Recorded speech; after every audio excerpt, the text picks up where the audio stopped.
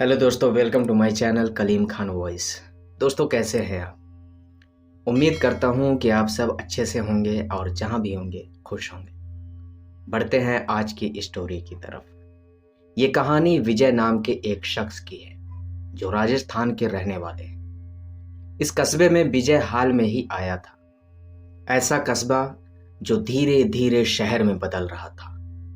इधर उधर दूर दूर तक आधी अधूरी बिल्डिंगें बिखरी पड़ी थी। कहीं कहीं आसपास में कई सारी बिल्डिंगें बन रही थी तो कहीं कहीं एकदम से सन्नाटा छाया हुआ था। दूर दूर तक एक भी घर नहीं तो किसी किसी इलाके में एक आध कच्ची झोपड़ियां नजर आ जा रही थी। दरअसल विजय का बड़ा भाई अजय इस कस्बे के एक स्कूल में टीचर था। उसने ही विजय को भी काम के सिलसिले में बुलवाया था। विजय बीए पास था और उसके भाई ने उसे बताया था कि इस कस्बे में उसे सुपरवाइजर की नौकरी मिल जाएगी और इसके लिए उसने एक दो लोगों से बात भी की थी। जून की तपती दोपहरी में विजय साइकिल दौड़ाता हुआ भाई के दिए पते की तरफ भागा चला जा रहा था। ऊबड़ खाबड़ रास्ते पर वो तेजी से साइकिल चला रहा था। वो पसीने से पूरा भीग चुका था। उसने साइकिल धीमी की और पास में दिख रही एक दुकान की तरफ बढ़ चला। दुकान पर पहुंचकर उसने दुकानदार को कागज पर लिखा पता दिखाया और दुकानदार के बताए हुए कच्चे रास्ते पर फिर से आगे बढ़ने लगा। अभी विजय थोड़ा ही आगे बढ़ा था कि उसे 8-10 साल का एक लड़का मिला। लड़के ने हाथ दिखाकर विजय को रुकने का इशारा किया और कहा कि अंकल, मुझे भी ले चलेंगे क्या?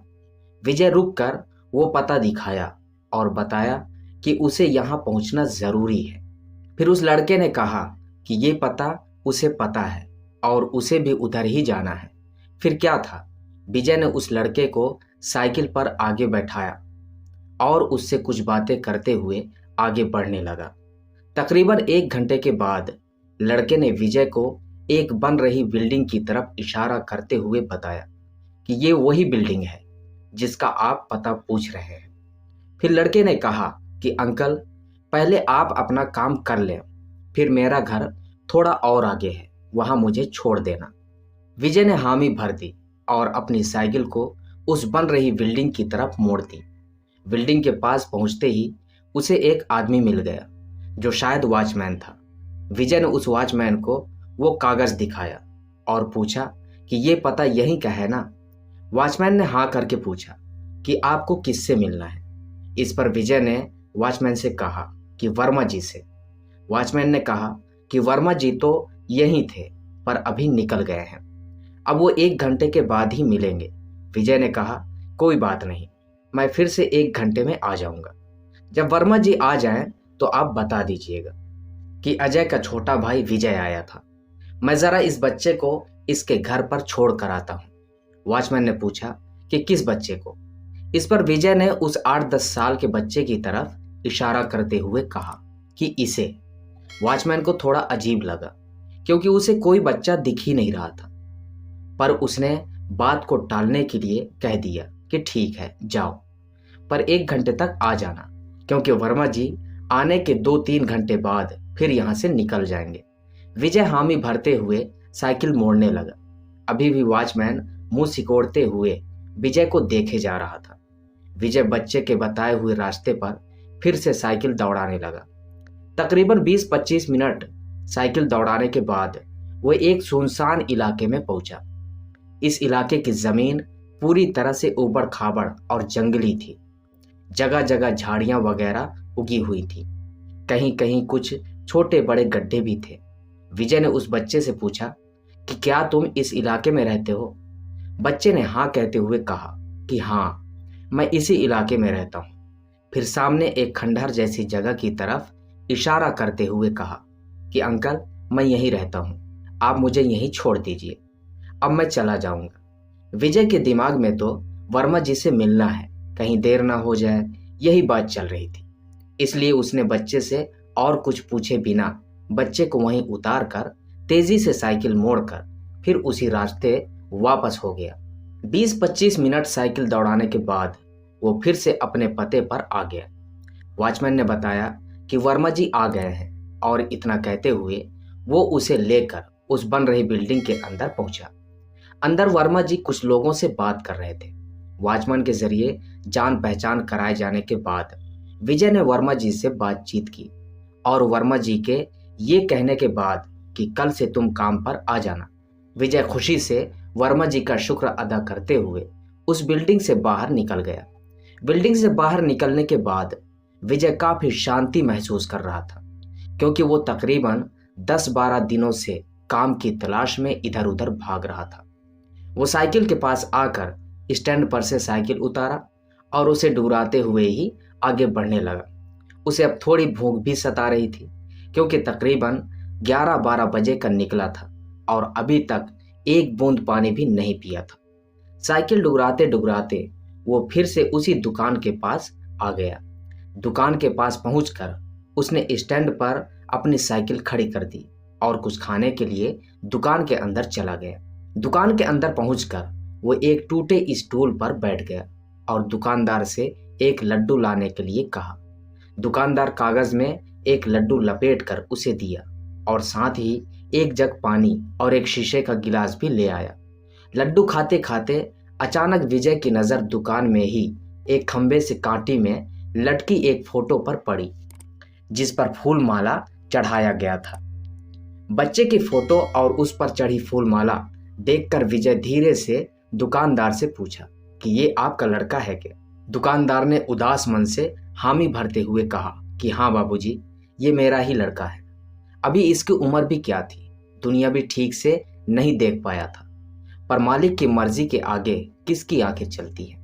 दुकानदार की इतनी बातें सुनने के बाद विजय धीरे से उठा और उस फोटो के पास पहुंचकर गौर से उसे देखने लगा। फोटो को गौर से देखने के बाद अचानक उसे कुछ याद आया और उसके चेहरे पर घबराहट के साथ ही पसीना भी आ गया। उसके पूरे शरीर में कंपन शुरू हो गई। बिना कुछ बोले वो फिर से अपनी जगह पर आकर बैठ गया। दुकानदार ने विजय के गिलास में चाय डालते हुए कहा कि बाबू, सबको जाना है, पर समय से जाना अच्छा लगता है। ये मेरा लड़का बहुत ही होनहार था, सबकी मदद करता था, जिसको जानता था उसकी भी और जिसको नहीं जानता था उसकी भी। इस एरिया के सभी लोग इसे बहुत ही चाहते थे। इसे इस इलाके के बारे में पूरी जानकारी थी। जब भी कोई अनजाना कोई पता पूछता तो ये सिर्फ पता ही नहीं बताता, बल्कि उस आदमी को उस पते पर छोड़ कर आता था। इसकी वजह से सभी लोग इसे बहुत ही प्यार करते थे। लगभग 1 महीने पहले की बात है। एक दिन एक अनजान आदमी मेरी दुकान पर आया। उसे उसी जगह पर जाना था जहां से आप आ रहे हैं। मेरा बेटा उस अनजान को लेकर वहां पहुंचा। उस दिन उस बिल्डिंग के दूसरे महले पर पैट वगैरह बांधने का काम चल रहा था। पता नहीं मेरे बेटे के दिमाग में क्या आया कि वो एक पैट पर चढ़ गया। अभी वो पैट पूरी तरह से बांधा नहीं गया था। उसका पैर फिसला या पता नहीं क्या हुआ कि वो पैट पर से गिर पड़ा और वहां से कुछ लोग उसे लेकर अस्पताल तक पहुंचते तब तक उसकी मौत हो चुकी थी। इतना कहने के बाद उस दुकानदार की आंखें डबडबा गई। अब विजय थोड़ा आराम महसूस कर रहा था, पर वो सोच नहीं पा रहा था कि इस दुकानदार को कैसे बताए कि अभी इसी लड़के ने ही उसे उस पते तक पहुंचाया था। अभी विजय कुछ बोले इससे पहले ही वो दुकानदार फिर से बोल पड़ा, बाबू, फिर हमने अपने बच्चे को शमशान घाट पर ले जाकर दफना दिया। दुकानदार ने बातों ही बातों में ये भी बता दिया कि ये शमशान घाट आप जो पता पूछे थे उसके थोड़ी दूर आगे ही है। फिर अचानक विजय के भी आंसू निकल पड़े और वो रोते हुए दुकानदार से कहा कि काका, ये लड़का आज भी हमें उस पते पर पहुंचाया और फिर इसे मैंने शमशान घाट पर ले जाकर छोड़ दिया, क्योंकि ये लड़का बता रहा था कि ये वहीं रहता है, पर मैं इसके साथ इसके रहने की जगह पर नहीं गया था। अब तो वो दुकानदार भी फूट फूट कर रोने लगा और कहने लगा कि बाबू, जरूर वो मेरा मुन्ना ही होगा, क्योंकि कल भी इसने किसी को किसी पते पर पहुंचाया था। पर जब उस आदमी ने बताया था तो मैं बोल पड़ा था कि ये नहीं हो सकता, क्योंकि मेरे मुन्ना को गए तो महीनों हो गए हैं। पर आज जब आपके साथ भी यही घटना घटी तो अब मुझे यकीन हो गया है कि वो मेरा मुन्ना ही होगा और वो शमशान घाट से आकर अपनी इस दुकान के आसपास ही रहता होगा। अभी दुकानदार और विजय की बात चल रही थी कि विजय के पते वाला वो वॉचमैन भी चाय पीने वहां आ गया। उसे देखते ही दुकानदार उसे चाय देने लगा। वॉचमैन ने चाय पीते हुए विजय से पूछा कि बाबू, एक बात बताइए, जब आप मेरे पास गए थे तो मैंने तो किसी को भी आपके साथ नहीं देखा था, फिर भी आप बोल रहे थे कि इस बच्चे को छोड़ने जा रहा हूं। उस समय मैं कुछ समझ नहीं पाया था। इस पर दुकानदार फिर से रो पड़ा और कहा कि वॉचमैन बाबू, वो मेरा मुन्ना था और इसलिए शायद आपको दिखाई नहीं दिया। अब वॉचमैन को भी सारी बातें क्लियर हो गई थी, क्योंकि उसने पिछले 15-20 दिनों में कितने अनजान आदमियों को कहते हुए सुना था कि बच्चे को छोड़कर आ रहा हूं। तो दोस्तों, आज की ये थी कहानी। उम्मीद करता हूं कि अच्छी लगी होगी। अगर अच्छी लगी हो तो लाइक करें और हमारे चैनल को सब्सक्राइब करें।